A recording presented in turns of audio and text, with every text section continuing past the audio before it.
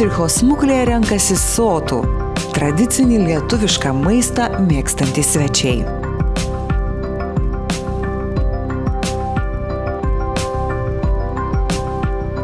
Siūlome šviežiai paruoštų mišrainių, sriubų, tradicinių keptų šonkaulių, patiekiamų su krienų padažu ar legendinių lietuviškų cepelinų. Patikėkite, skanesnių nerasite visame uostamiestyje.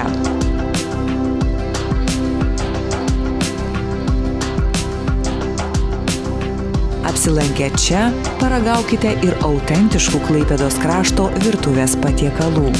Užsisakykite karalienės Luizos kepsnį, baravykais įdarytą putpelę.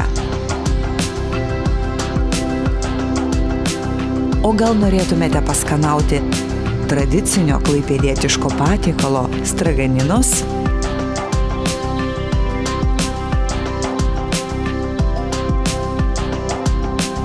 Ir būtinai ateikite į Friedricho smuklę savaitgaliais, kai groja gyva muzika.